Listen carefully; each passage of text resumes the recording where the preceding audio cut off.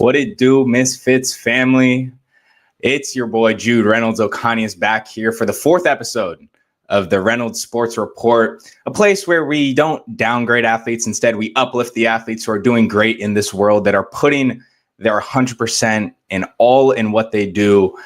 And we're lifting them up. And that's what we do here on this show today. But I have to start with what's behind me, and that is Los Angeles. That is the downtown Los Angeles skyline. For no one, if you don't live in Los Angeles and you don't know what that is, maybe by the palm trees you could get it.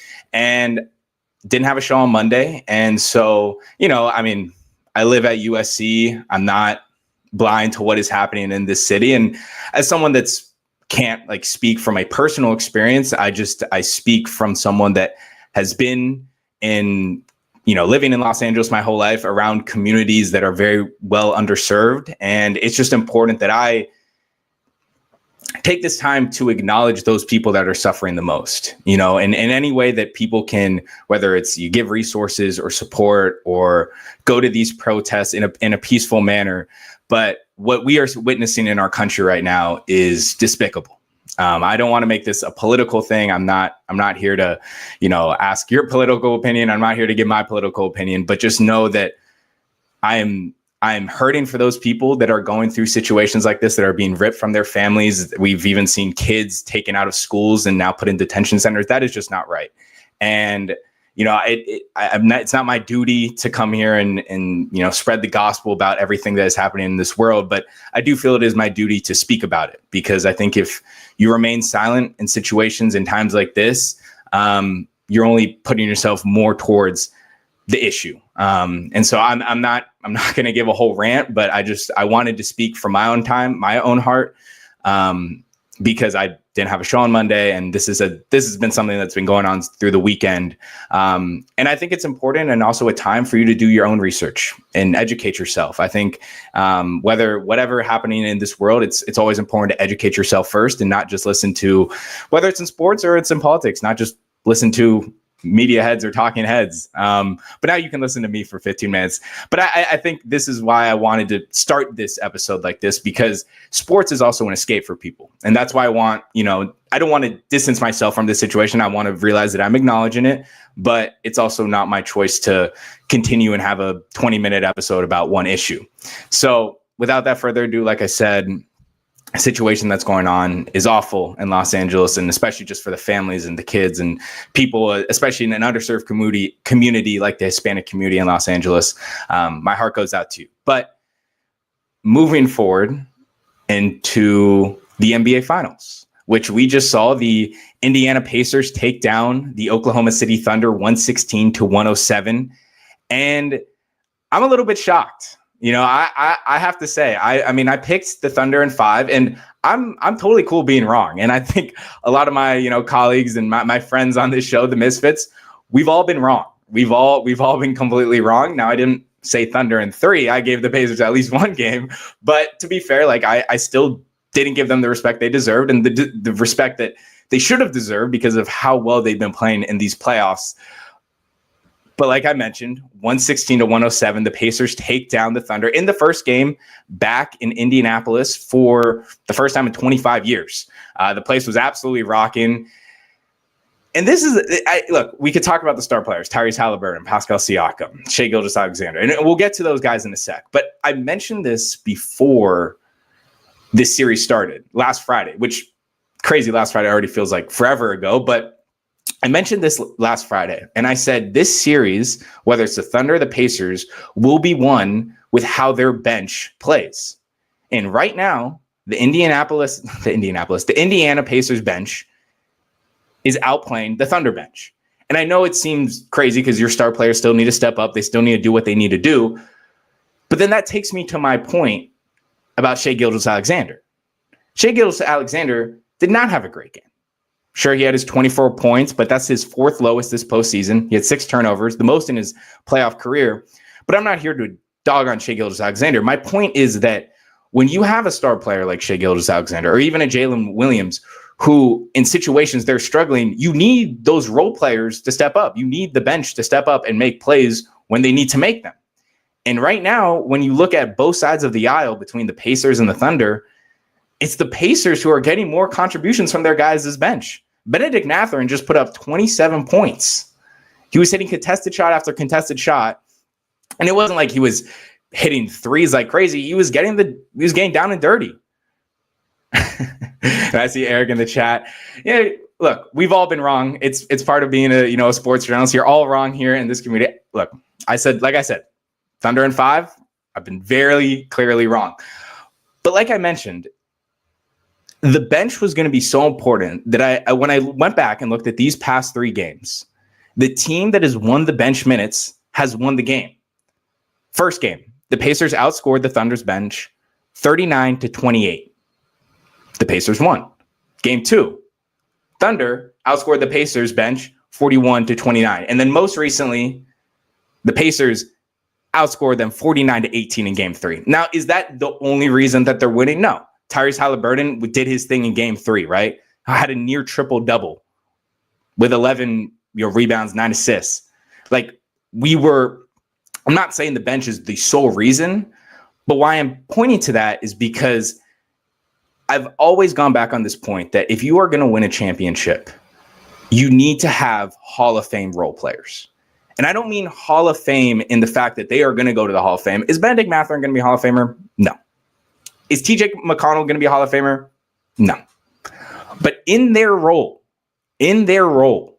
they are playing at a Hall of Fame level. And what does that mean? They are understanding their role 1,000%. They understand what they need to do. TJ McConnell understands he doesn't need to go out there and score 30 for the Pacers to win. He doesn't need to do that. They have guys that can do it. They even have guys like Benedict Mathurin just showed off the bench that can do that. He just needs to come in and be gritty and be tough, get a few steals, make the plays that he needs to make. And that's all they really need to do. Who is my sixth man of the series? Elam asks in the chat. That's a great question. Right now, if I had to give the sixth man, it would have to be Benedict Mathurin, simply because of his scoring ability. And I know I just pointed TJ McConnell, but Benedict Mathurin had 27. He's had multiple, 10 double-digit scoring games. I'm gonna have to give him the sixth man because he's coming off, and when the starters come off, he's able to still keep that level of scoring that the Pacers need. And you asked who the most important role player is. I'm going to say TJ McConnell. Look, I think the sixth man is the guy that's providing the scoring, but I think who's the most important? Having a guy like TJ McConnell that doesn't need to do all the scoring ability, that can come in, like I just attested to, has the grittiness. He had 5 steals. And we're talking about, this is when the OKC Thunder got lazy. When they were kind of on inbound passes, just throwing it away. TJ McConnell would come in and steal that. And so just rounding out the point of, when I look at this Thunder team, is this series over? Hell no.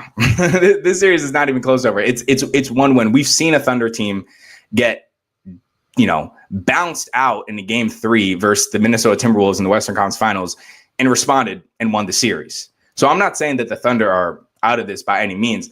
I'm just saying, and I'll point back to what I said on Friday, you need to be able to win the bench minutes. That if you have the great stars, you have an MVP, you have an all-star in Jalen Williams, you have Chet Holmgren, who for the most part in this series has played pretty well. But overall, when those guys come off the court, you need to be able to have the security blanket and say, okay, we are going to put, Isaiah Joe on the court. We're going to put Alex Caruso. And they've done great things, but they need to do it for a 7-game series again. And as tough as it is, that's what it takes to be a champion. So I think this series it has the trajectory of going to 6 or 7 games. Now, if you're the Pacers, you don't want it to go to 7. You don't want to go and play the Thunder back at home. Even though you did upset them. It took what some would call almost a miracle. But I think and look, I know the ratings are down, and we could sit here and John about how the ratings have been so bad. I don't really care. I just care about the product that we're seeing when it comes to the basketball. And I've enjoyed it so far. It's fast paced. The teams are playing physical. Yes, the rest whistle can get lazy at times, but I think when you just look at a basketball totality, sure, let's also put the NBA Finals logo actually on the court. NBA, what are we doing? let's keep like, the antics of it being the NBA Finals up. But I think overall, it has been an entertaining finals. It's not the marquee names, but these are guys we're going to see in the league for another 5, 6, 7, 8 years to a decade. And so I think this is the new birth of the direction that we want to go as the NBA, and not say, okay, we have to hold on to guys like Kevin Durant. We got to hold on to guys like LeBron James. We got to hold on to guys like Steph Curry. We don't have to do that. We now have these youngsters, and it's crazy. I'm calling them youngsters. They're older than me. But we have these youngsters in the NBA that are coming in, and now they're making a name for themselves. Tyrese Haliburton has put himself on a bigger stage because of this playoff run. Shai Gilgeous-Alexander was already working towards that, but with an MVP and now one of the best teams in the NBA, he's continuing to do that. But I digress. I think the series is going to go 6-7. Like I said, the Pacers don't want that to go back. But I'm going to round out what I just said about all these players and bring it to my reoccurring segment of the week. That is the winner's circle starting five. And I love this segment because I just love to, honestly, it forces me to go out of my shell. And obviously the NFL season is not around. You only have one NBA series going on. You have one NHL series going on. And it forces me to say, okay, let me look around the world of sports and who is doing things to deliver when their team needs them the most, or who is just delivering when they need them the most. And so I'm going to start in the NBA because I think these two guys, I've already said their name, but they deserve a shout out. That's Bennedict Mathurin. Bennedict Mathurin, the Pacers needed a spark, right? Game two, they could forget about. That was the Thunder trounced all over them. Came in and exploded for 27 points. He was nailing contested shot after contested shot in a big way to keep this Pacers team, or now to give this Pacers team the lead. And so that ties into number two, TJ McConnell. TJ McConnell, like I mentioned, and I know I'm repeating their name a lot, but this is what I mean, the importance of the role players. These are two role players who are showing up in this week's starting five. You don't have to be a star to be on the starting five. TJ McConnell, and here's my thing. You can never judge a book by its cover. TJ McConnell, he's not the tallest, he's not the fastest, and he's not the strongest. But when you snooze, you lose with the vet. McConnell embodies everything that it means to be a Pacer. That's grit, toughness for all 48 minutes of a basketball game, whether he's on the court or not. McConnell had 10 points, 5 assists, 5 steals, and now the Pacers took a 2-1 lead. Number three, and this happened last weekend, but I didn't get to talk about it. In the world of tennis, there is one man that has been on fire this year, and that is Carlos Alcaraz, the Spaniard. And he continues to amaze at the age of 22 years old. Now, I think what is tabbed as one of the greatest games of tennis alone, just tennis, as in the history of the century-long sport, one of the greatest games we watched. Alcaraz mounted a historic comeback. He was facing a 2-set deficit at the Roland Garros Grand Slam versus the number one player in the world, Jankic Sinner, the Italian, and he pulled out all the tricks to come back. Alcaraz would storm back, winning all 3 sets to win his first Grand Slam of the year. And I highly suggest for anyone that has, look, the game lasted, and get this, 5.5 hours. 5.5 hours. These guys were going nonstop for 5.5 hours. You could have gone to the DMV and come back and still watch this game. But Carlos Alcaraz won his first Grand Slam, and I highly suggest if you didn't get to see it, watch the highlights. I mean, it is tennis greatness at its purest. Getting us at the 4 spot, we got Pete Alonso, the Mets first baseman. Now, the polar bear is causing all problems for pitchers in the month of May. In this month, he is batting .375 with 10 hits, 20 RBIs, 6 home runs, and has an insane 1.368 OPS. He has the Mets on a 6-game winning streak. They're top the NL East. And the humidity in New York is not the hottest thing. It's Pete Alonso right now in that city. And then finishing us off at number 5, that's Jonathan Hoggart, the Murray State center fielder, who not just hit 1, but hit 2 home runs in a decisive Game 3 at the Durham Super Regionals. And the Red Shirts' 2 home runs landed Murray State in the College World Series, the Men's College World Series, for the first time in program history. So that's your starting 5 here on this edition of the Reynolds Sports Report. But I want to get to one last thing, because this is honestly what has kind of been in my mind this whole time. This has been what is keeping me up at night. And to be honest, I've really had to think, which way do I want to go with this? But if you haven't heard, Christian Pulisic, along with a few other of his teammates on the U.S. men's national team, are sitting out in what is upcoming of the Gold Cup here in just a few days. Actually, June 15th is when they're kicking that off. And the Gold Cup is pretty much like, I guess you could explain it like the Euros, pretty much. So it's all the teams in, North America, South America, Central America competing for basically who's the best, and on the 2 continents. So Christian Pulisic is sitting out, like I said, along with 10 of his other teammates, and he's decided to step away for a mental break and a kind of a physical break, since he's played 50 games over this season, whether it's counting international competitions, domestic competitions. He plays for AC Milan. But someone had an issue with this, and that is 1 star, Landon Donovan. Landon Donovan, who, if you don't know, is one of the great U.S. American soccer players of my generation, and also the whole generation. I mean, he's a massive star when it comes to the soccer scene here in the U.S. But he had problems with this. And so on a broadcast just a week ago on Fox, he said, this is what it means to represent your country. If you don't want to take it seriously as a professional soccer player and somebody who gets to wear the jersey, then don't come in.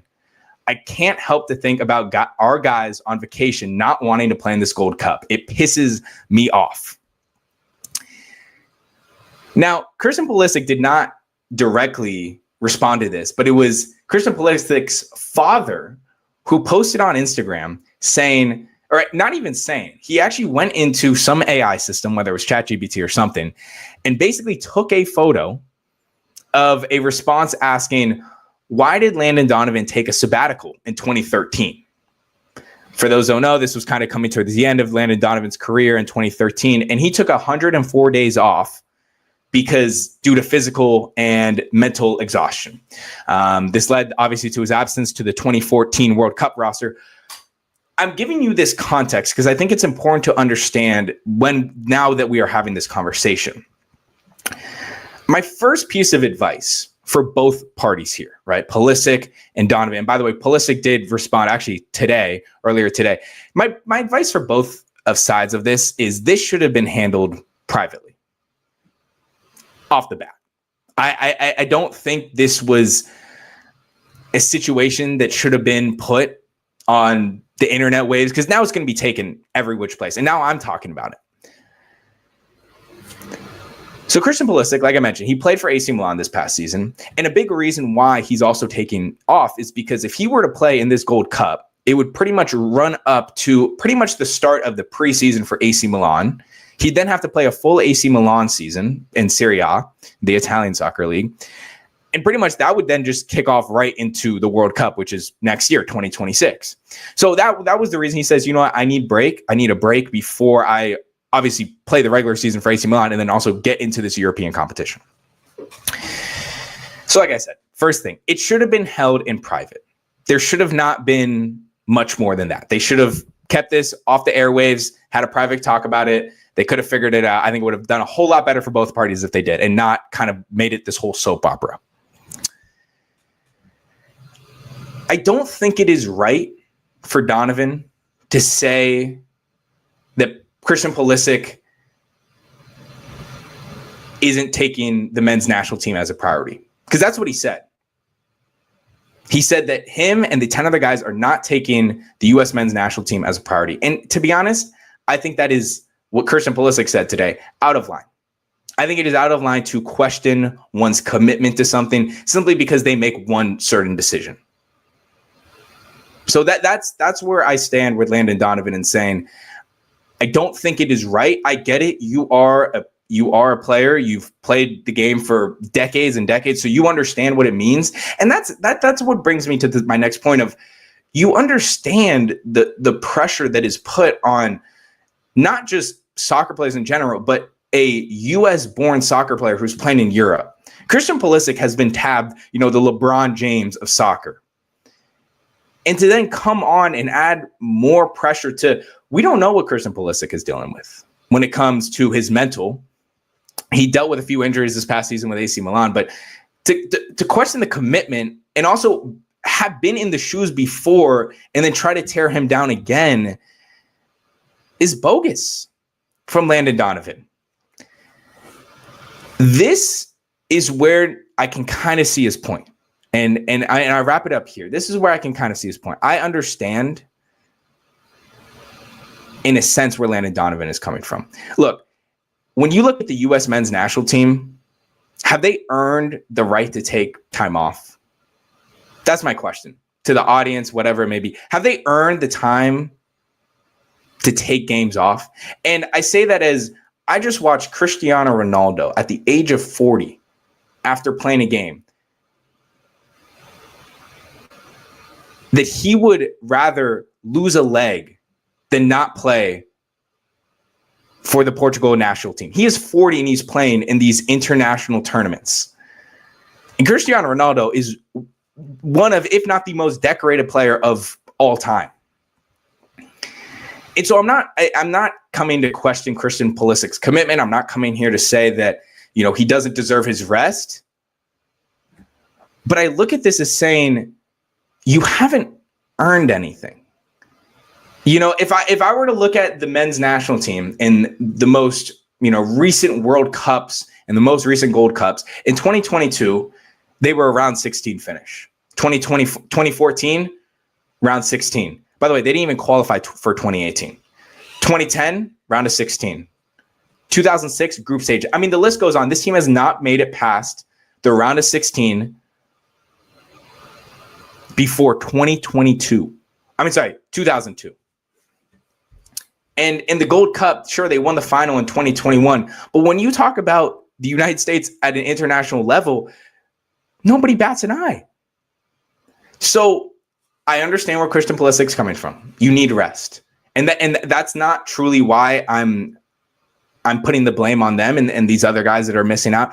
I'm just saying the fact that you guys haven't earned anything. If you had won the World Cup the year before, or in 2022, or you'd won the Gold Cup, or you won if you won Copa America last year, okay, if you won Copa America last year, then sure, I could maybe understand a little bit more. But you guys haven't won anything, and so my concern is, and Pulisic's a great player, and there's a few other great guys, Musa, who also played for AC Milan this past season. They're talented and they're playing in Europe on big clubs, but if we get to next year, and this is kind of where this situation between Donovan and Pulisic is going to stand for about a year, is if the national team does not do anything in the World Cup. I mean, Donovan's going to be sad, but his point's going to be proven. Like, I understand rest and keeping your body correct is all important. But you also need to realize you haven't accomplished anything. And breaks are important, but championships are better. And that's where I stand with Christian Pulisic and Landon Donovan. Like I said, I don't know what's happening, personal, private life. Those things are obviously important. Men's mental health is important, and it should be prioritized. So if they are going through something dramatic, like I said, I stand corrected. But right now, there's been nothing coming out. Christian Pulisic, it really just seems like it's a fatigue thing right now. But the U.S. needs you, baby. It's going to be here in America next year for the World Cup. If U.S. does not capitalize on this situation, they finish in the group stage. We've been pointing to 2026 for a while now. We say, okay, this is the time we could show that U.S. is on the big stage of soccer. Let's see if they deliver. That has been episode 4 of the Reynolds Report here on YouTube on the Misfits. I appreciate you guys tuning in as always. Make sure to check out the other guys. I know my guy, the PG Mekel, is coming up next. He's going to be talking about graduation season, whatever he's going to be talking about. We'll see there. Also, make sure to check out Elam's show, Lamb Chops. He always does great stuff. He's going to hit you with the word of the day. It always spoofs me out. I always learn a new word of the day. And also, the Professional Haters Association, they also do great stuff. They're like I mentioned before, 3 guys sitting on a couch that you're just enjoying, beer and talking sports with. But that has been the Reynolds Sports Report here on the Misfits. I'll see you guys on Monday.